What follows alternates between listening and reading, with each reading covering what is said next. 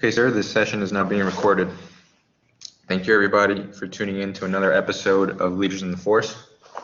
Today we have the pleasure of hearing from Major Jason Davis, who is currently a Squadron Executive Officer at 2nd Squadron, 2nd Cavalry Regiment in Vilseck, Germany. Sir, thank you for joining us. Thank you for volunteering your time and perspective to contribute to this project. As you're aware, and for anybody who's new to this interview series, that the aim of the Leaders in the Force series is to increase the exposure that cadets at ROTC programs have to officers from different branches.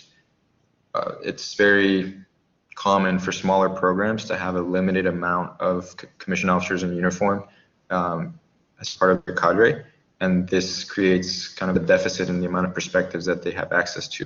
For example, in my program at FAMU, it's only myself and my PMS, and he's a military intelligence officer.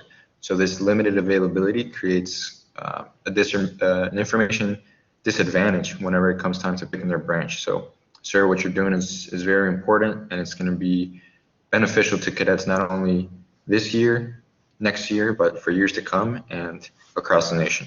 So, sir, thank you for joining us. I'll cede the floor to you for any opening remarks.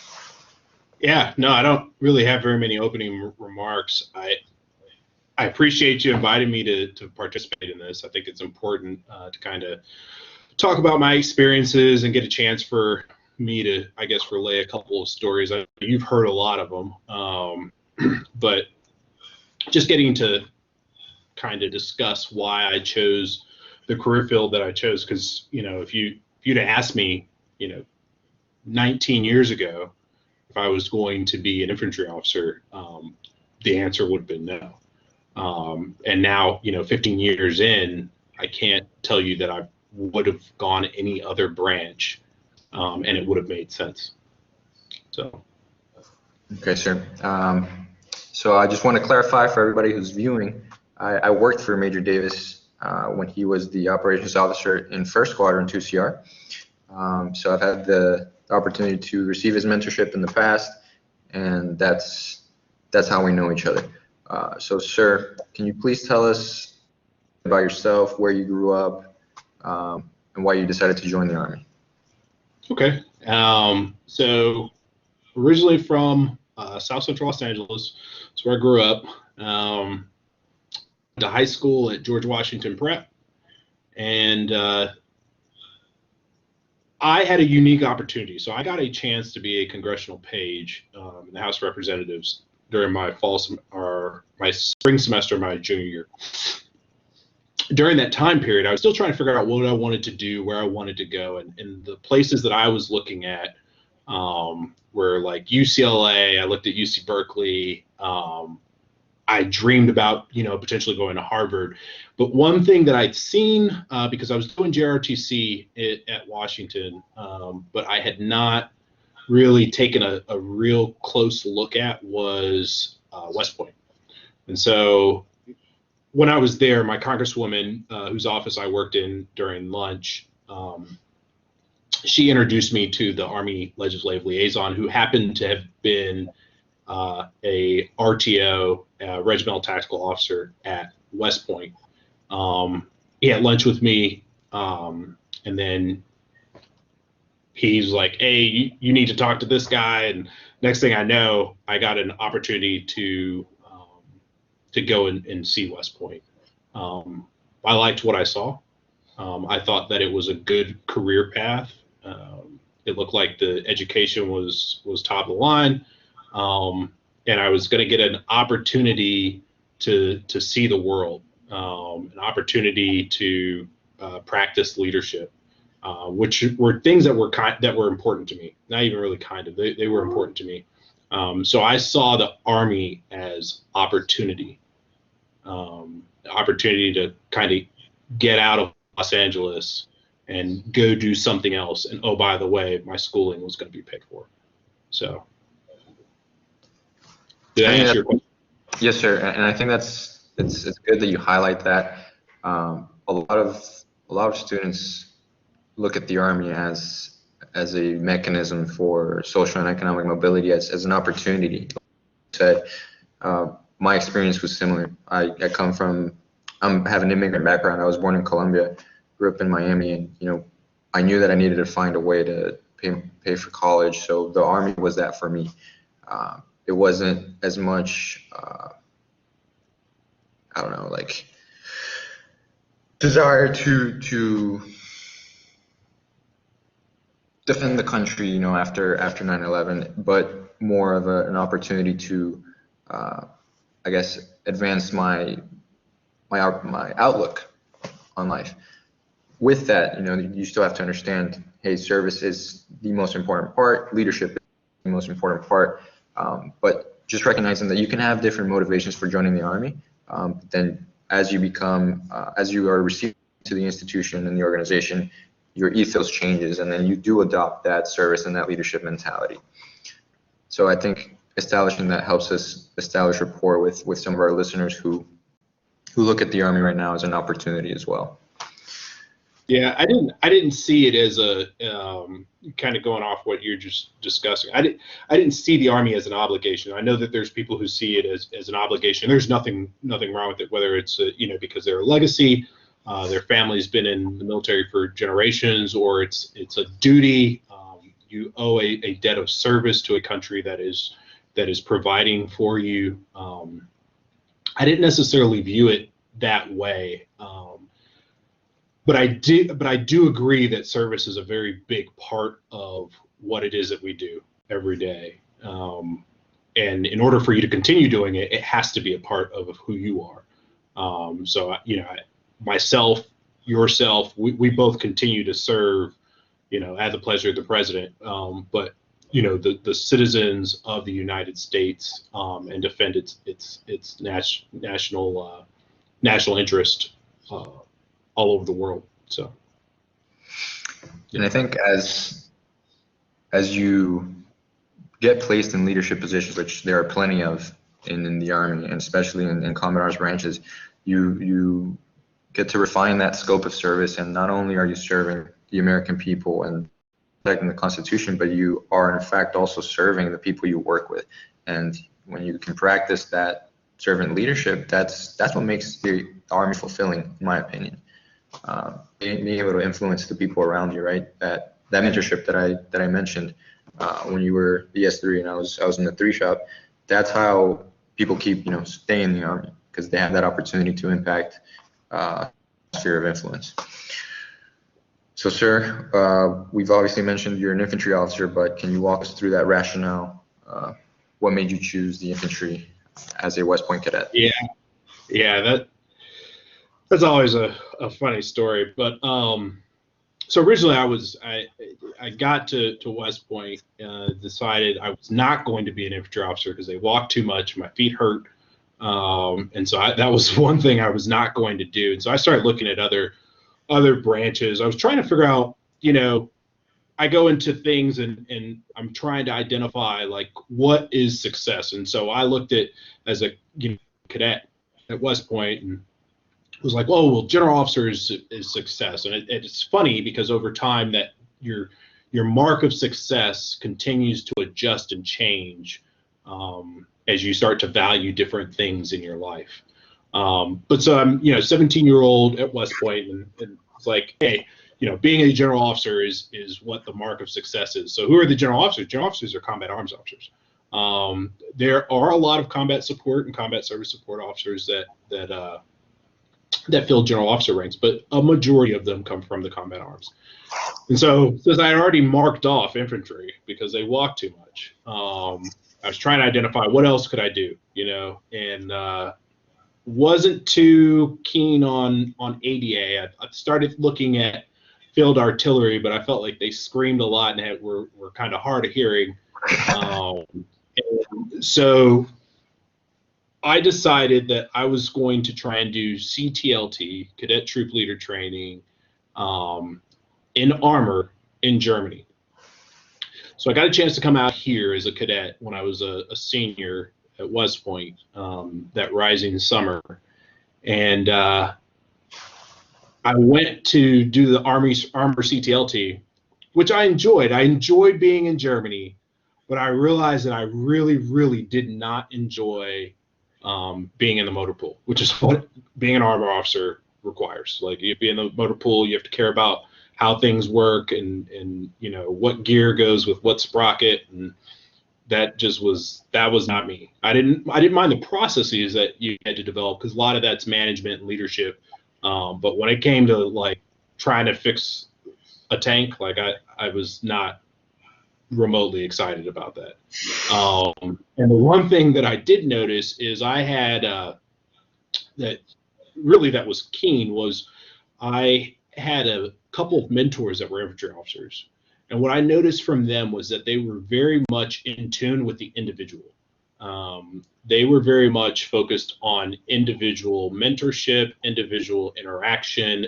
They were focused on people. And as I spent more and more time at the academy, I realized that that was really what I enjoy. You know, regardless of the fact that I don't really, you know, I didn't really care at the time. I'm probably better at rucking now, but at the time I was not a fan of just putting a whole bunch of weight on my back and walking for miles on end. But that was one aspect that I thought was really, really cool. So I was, I think it was about September, October of 2005, and I had to decide what branch I wanted to put. And I still didn't know exactly what I wanted to do. So I was supposed to go on a trip, but I had to put my preferences in before I left on this trip. And so I said, you know, I don't know what I'm going to do. So I'm going to flip a coin. So I flipped this coin. I said, heads is going to be armor, tails is going to be infantry. True story. So flip the coin, it's heads. I was like, well, let me do best 2 out of 3. To flip it again, it's heads. Well, let me do best 4 out of 7. So I flipped it. I swear I got heads like 6 times in a row. And that's when I realized that I was still trying to flip this coin, but I think I had already decided that I wanted to go into the infantry, because I was creating, you know, I was changing the rules in the middle of the game. And so that's why I ended up going infantry.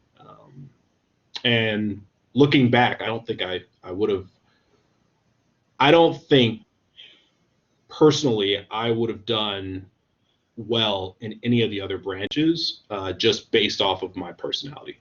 So I think my personality was much more of a fit for the infantry than it was for any of the other branches. But that's also biased because this is the only branch I've ever been in. Yeah. So I want to highlight 2 things from what you just said and then ask you to expand on the personality. But first, I want to highlight what you said about the mark of success being a continuously shifting target. And I absolutely want to double down on that and agree. I'm a very different person now at 25 years old, married, than I was when I went to West Point at 17 and when I picked my branch and my assignment as a 21-year-old senior. I just want to highlight that to our cadets, that you're going to mature, you're going to develop life experiences, and your definition of what success looks like and what fulfills you is going to change. So I would say don't feel like the decision you make now as a 21-year-old is going to mark and define your life for the next 20 years. Absolutely not. There's a lot of change that goes on year to year. And for example, you know, once you grow your family and, you know, if you have a significant other, like your priorities are going to change. So I just want to highlight that, and I agree. Success is not cookie cutter institutional definition. It's personal for everybody. And then secondly, focus on people. The infantry is a branch, you know, that we focus on the individual because, you know, we don't have that platform, that tank that it's going to make or break us. What makes or breaks us is the individual soldier, the individual rifleman. And in the conditions that we have to operate, you know, the most adverse conditions, it's the engagement and the motivation that we have with those soldiers that's going to make the mission successful. So can you expand on that people aspect and also your personality? What do you mean by being best fit? Yeah, so the people aspect, so every officer in the Army, every leader in the Army is focused on people. But in the infantry, our weapon system is the person. It is not necessarily a platform. It is not a tank. It is not a piece of artillery. It is not a computer. It is that individual. And so the abilities of that individual to perform under stress are the things that we really focus on at the small unit, the squad, platoon level. As you start to go up higher and higher, the leadership that's required changes. It becomes organizational. Now you're working with larger units and trying to manage efficiencies and ensure effectiveness. But really down as a platoon leader, you're still very focused on, and things that I deal with on a very regular basis. I mean, it is very much a people business. And when I say people business, I mean like people's lives, their families, their hopes, their dreams, all those things that you are very much in tune with, and that you get the impact. And I mean, and like I said, I'm biased, but I feel like that happens a lot more in the infantry. I have to interact with all of the soldiers that are inside the squadron. Now, I don't see absolutely everybody, but you know, even as a troop commander, I found myself with soldiers out in the cold, out in the rain, doing the same things that they were doing, because that's just where the infantry focuses. That's what we're here to do. So, Shared hardship, bringing people together. Yeah, teamwork. Okay, so you mentioned being a troop commander. You've had multiple troop command or company commands. You were a battalion's operation officer when I worked for you, and now you're currently a battalion executive officer. So I want to ask you, how will you market that to a potential civilian employer? Because what I want to do is translate what is your skills that you've gathered as an infantry officer in different echelons of command and positions. How does that translate? Because a lot of times when I mention my experience in the infantry, or when I just ask students if they're interested in the infantry, they think about, you know, that archetype or maybe that perception, and it's Ranger School, it's rucking, like things that you mentioned, rucking, being tired, Ranger School, and I want to expand the picture, right? Right now it's very narrow. They're focusing on that hardship piece, but I want to ask you your other experiences at the organizational level. How does that make you marketable? Yeah, I think that, you know, for me, infantry officer, and so again, this is going to sound like very focused on the infantry, but the infantry officer is a leader, and that is really the key selling point. Organizational leadership is a little bit different than the personal leadership that happens at, you know, company and below. Organizational leadership is something that's probably a lot more expanded across all of the branches, but the difference is that there's still very personal touch that has to take place. That leadership ability, though, there's a lot of people, and it's very surprising the number of people who've not been in charge of anybody else except for themselves.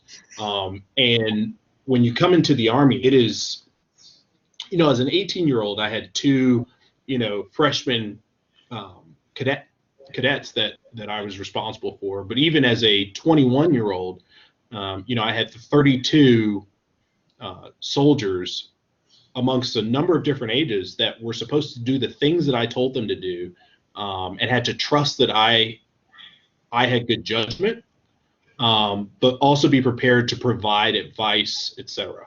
So I thought that was really interesting, that at the age of 21, I was in charge of more people than most people would ever be in at any point in their life, where you've got four to six direct reports who have another 4 to 6 direct reports to them as well. So that to me is like a big plus that you get out of an infantryman. And the thing is that it's not it doesn't sound, at least in the Army, it does not sound like it's that big of a deal. But when you look out in the civilian sector, it is a very big deal, because people are not necessarily used to being in charge of that many people. And then when you start to add all of the additional items, and not just being in charge of people, but having goals and and accomplishing missions and finding efficiencies, there's a lot of things that still relate to the business model, with deliverables. Instead of the deliverable being a particular product, it might be the accomplishment, or the I guess really the accomplishment of a mission, that may or may not have a tangible portion or part to it. Does that make sense? Yes, sir.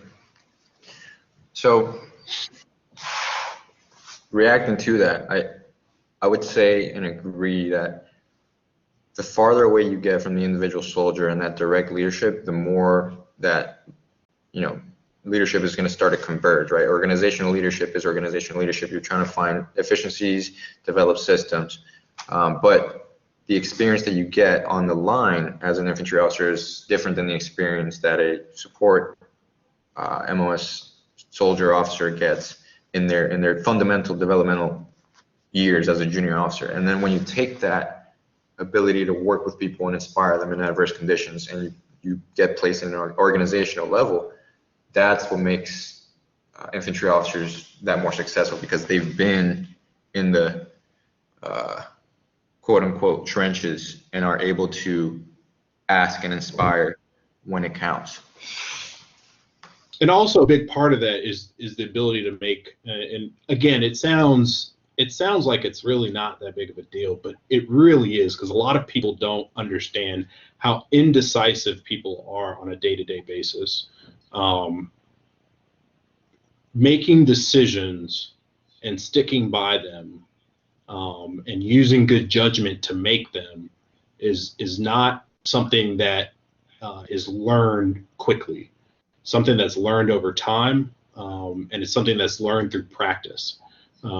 The experience that you get in the Army is that the Army is a leadership lab, right? You're continuously using leadership every day for every problem, because for all intents and purposes, you're trying to teach somebody to do something that they may not want to do without some sort of prodding, right? And so you're trying to find, how do I explain this to a soldier who may or may not completely understand why I'm asking them to do this, and get it so that they not only do it, but also because they want to do it, besides the fact that I told them that they need to do it.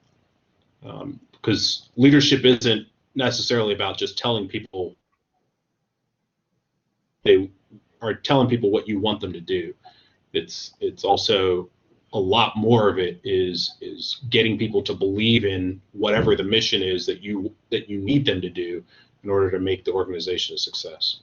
So Absolutely. When we talk about like organizational psychology and bases of power, that's traditionally in the ROTC curriculum. But yeah, like a major is a major in any branch. And people will respect that authoritative power, but it's when you're able to inspire others and motivate them based on your actions, then now you're leveraging referent power, and that's the key difference that we're talking about. Okay, sir. So currently, as a battalion executive officer, you advise the battalion commander in the management of a population of about 30 lieutenants, and you have lieutenants from field artillery branch, armor branch, infantry branch. You interact with officers from other support MOSs. Given that scope, what would you say sets infantry officers, specifically at the lieutenant level, apart from their counterparts in other branches? Speaking to the culture that gets ingrained at our training pipeline, be that IBOLIC and Ranger School, and then what's expected from us as platoon leaders on the line.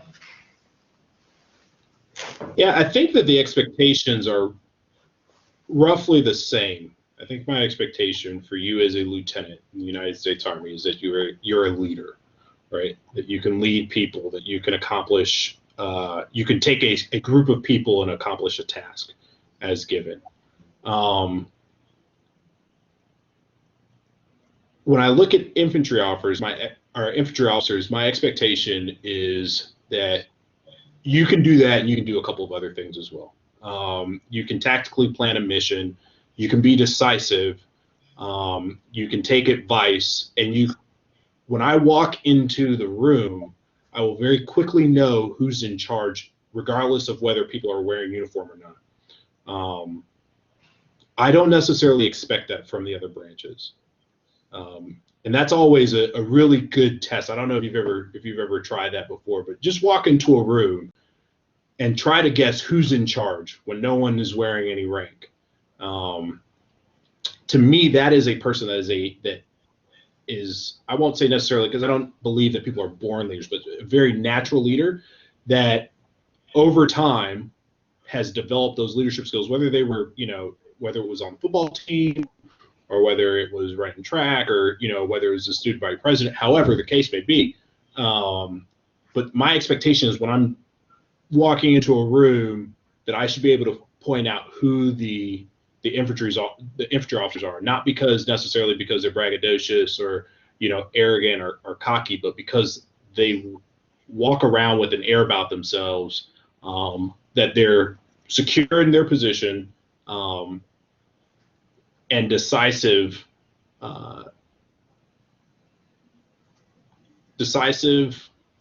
confident, are prepared to do anything that is going to be asked of them in their particular role. It's very much I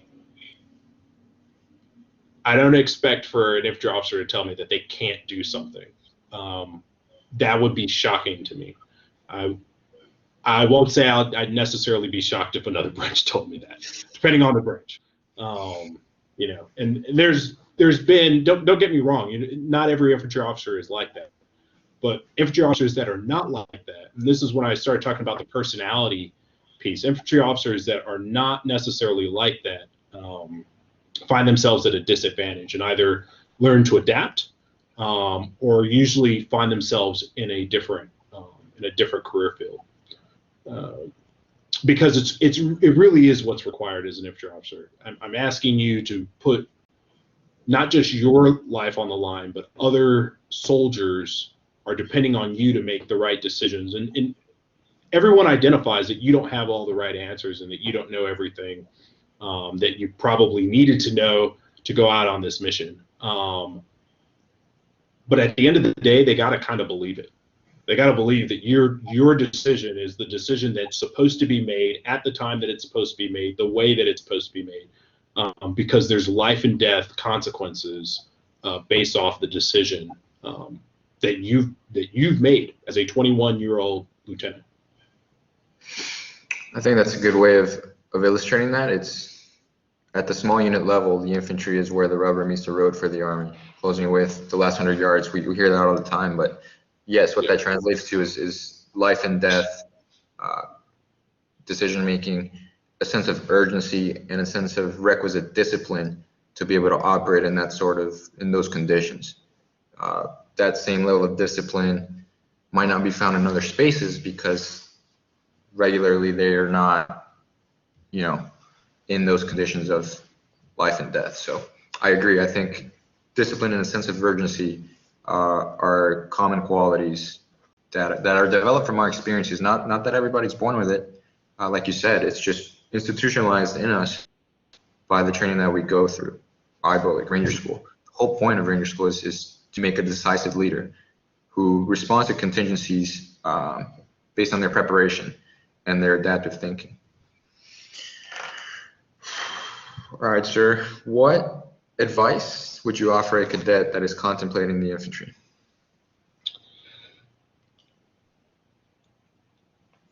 So over years, obviously, and just talking and mentoring cadets and talking to them, trying to figure out what do you want to do, what's next for you.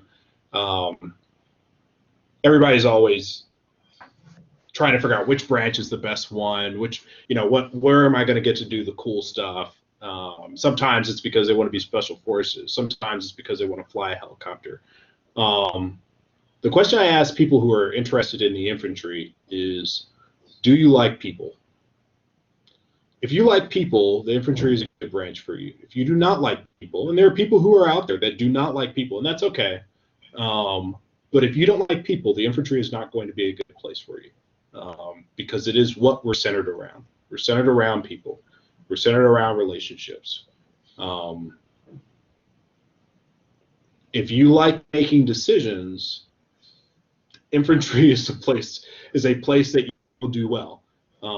If you are not a person that likes to make decisions and want to do things a little bit more collaboratively in every step of the way, there are other branches that operate in that way a lot more than the infantry. Another reason I looked at the infantry and I enjoyed it is when I interacted with infantry officers, again, like I was talking about earlier, I could very quickly tell who was in charge and who wasn't.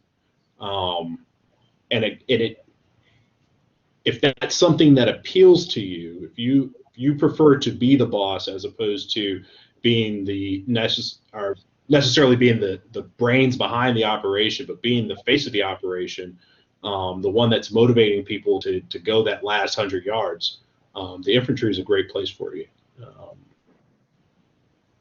If that isn't something that you want to do, there are other aspects of the infantry that might appeal to you, but I think it all boils down to people. So I'm not the best shot, I'm not the fastest runner, but there's one thing that I do love, and that's people. I love interacting with soldiers. I love interacting with junior officers. I love interacting with NCOs. I do just happen to like to make decisions. So all of those things are what endear me to the infantry, as well as staying in the infantry. Because there's obviously different opportunities for you to do other things, and some of them are very appealing. There's a lot of other avenues that you can take. And it all depends on, we're talking about that level of success and what are you defining as success. One of those could be fulfillment in whatever it is that your job is. The way that I get fulfillment is through interaction with junior officers in particular, and in solving problems at the unit level. But anyway, so that's kind of my advice. If you like people, the infantry is a place that you should look. And it's not just like you like being around people, but I mean, like if you're genuinely interested in the lives of other people, the infantry is a good place that you should think about going. I agree. I saw examples of success and maybe examples of a little bit less success being differentiated by how a junior officer in the infantry was able to establish rapport and establish a connection and a common understanding and a team mindset with their squad leaders and their platoon sergeant. It's not about, like you said, being the fastest runner or the best marksman. That those sort of skills are for the rifleman, for that individual soldier that specialist. But as the platoon leader, you are best fit as how well you mesh and communicate the mission and the plan and move the organization towards that mission, more so than the physical hardship aspects of the job. It's about leading a team, and that is, I would say, doesn't necessarily translate to other more technical fields. Like when I think about the S6 shot, right? Like as long as the comms are up and like they're doing their job, right? But for the infantry, it's a lot more people oriented. Okay, sir. Well, this concludes all the questions I had prepared. I thank you again for volunteering your time and your perspective to contribute to this project. I would say that mentorship is again one of the things that I most appreciate about what we do in the Army. It's what makes the service portion of it a little bit more tangible to me. I still don't really conceptualize like service at the global or national level. I internalize it as my service is to my cadets, that I am helping them make a better decision, just instructing them how to be good officers. So this micro development, micro level leadership is what service means to me. And you've afforded that opportunity of mentorship to myself when I was in the 3 shop, and then to all the cadets that are listening to your perspective. So thank you. I'd like to cede the floor to you for any closing remarks. Yeah. Well, Juan, I really appreciate you reaching out and offering me this opportunity. I really do. It's funny the impact that you can have on individuals, whether you see them or not, and just the things that you say and the things that you do. And that's one of the reasons that I really enjoy the Army. It's one of the reasons I enjoy coming into work every day. I enjoyed working with, I talked about when I was over in the 3 shop, I didn't necessarily enjoy everything about what I was doing, but I definitely enjoyed the group that I got to come in and work with. And that's what I held on to. Life is a series of experiences. And if you don't take advantage of those, if you don't hold those things dear, you're really losing out. And you'll wake up one day and find out that you're 60 years old and you're not quite sure what you did with 60 years of your life, because you were busy chasing something that maybe you did or didn't need to be chasing. But the impact, I don't have any kids, I'm not married, but the impact that I see that I leave on the Army and I leave on the world is a legacy of officers and soldiers and NCOs that I get a chance to interact with on a daily or continuous basis. So really, I appreciate the opportunity and love to do this again. If you guys continue the program and expand it or whatever case may be, because I think that it's important to provide people different. And it's the same thing I used to tell people when they were candidates to go into the academy, cadets that were thinking about going into the infantry. The infantry is not for everyone. It is not.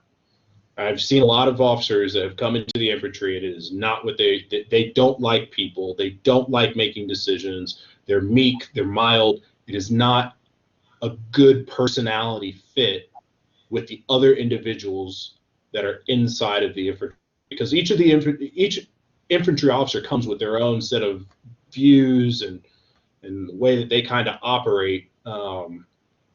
But in a lot of ways, a lot of infantry officers eventually start to conform to the culture of the branch. The infantry isn't for everybody, but it is for some. And for those that it's for, it really is a great time. So I'll leave it with that. Thanks again. I appreciate it. Of course. I think just to expand on that, it's when the pressure gets turned on, when the heat gets turned on, how will you react? And if you act decisively and you welcome and you embrace that challenge and you look for challenges to grow, this is the branch that you're going to find that the most. That pressure that builds growth and success. Okay, sir. Yeah, thank you. Thank you again. Appreciate this. Thanks everybody for tuning in. This concludes another episode of Leaders in the Force.